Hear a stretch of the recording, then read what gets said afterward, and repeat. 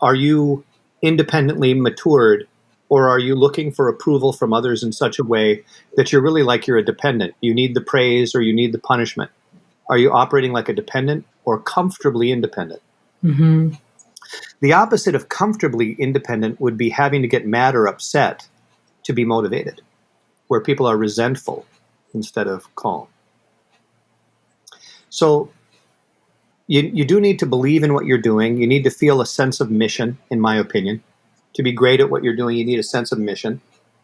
Like in running the hypnosis clinics, you're helping people quit smoking, lose weight, quit biting their nails, get rid of pain. It's easy to feel a sense of mission, especially if you're good at the job, because there are lives that are somewhat improved a high percentage of the time. But it doesn't matter if you're helping someone with nutrition, or if you're selling chiropractic services, or you're a medical doctor in private practice, or if you're consulting for a retailer that's helping people to have the goods and services they need at a price that they can actually afford.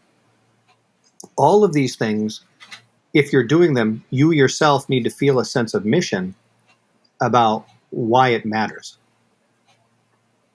That sense of mission will push you through the times that you have an obstacle or are exhausted. That sense of mission is what saves you. Mm-hmm. Yeah. Do you have a sense of mission? I do, and for sure. And if I hadn't, it would have been hard to be inspired to be willing to take the path I have and learn all the things I've learned, because I knew that I wanted to help people and make a difference and realize the potential of what I could give to other people. So I had been frustrated enough with feeling stuck about that for long enough that I knew I needed to step up to the plate. So yes, I think the mission is really key. It takes you through the rough patches.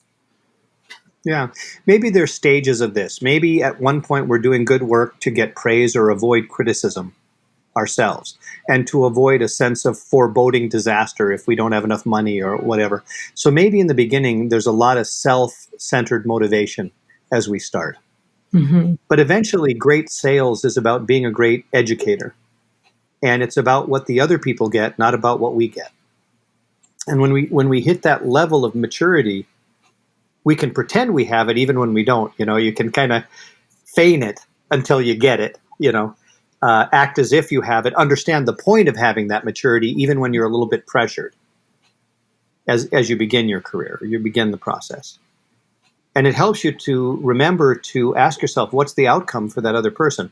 And can I see what they need to see in order to know it was worth it? In the back of my head, I always think, are they going to get 10 times more than what they paid for? And that's why I have so many people who've worked with me for, some of them 20, 25 years now. It's because they're still getting a return on investment, you see. Without that return on investment, they'd be down the road. And ironically, if something happens to return on investment, even a very loyal client is missing in action very quickly if they're not getting what they came for. It's shocking how fast, as a matter of fact, So you want to make sure that you're giving them that return on investment, that the reciprocity is really operating in the right way. And that loyalty is caused by their self-interest. Mm-hmm. Thoughts? Well, I think everything you're saying is really valid. And I'm just wondering if we could explore a little more how to bridge people from having the performance anxiety we were talking about to being able to be more others sorted and focused on the mission of what they'll get. Well, at the risk of boring you, because you've definitely heard me talk about this before, people do not get over that because things go well. They get over it finding out they don't die when things go wrong. Mm-hmm. A great comedian has to be willing to bomb.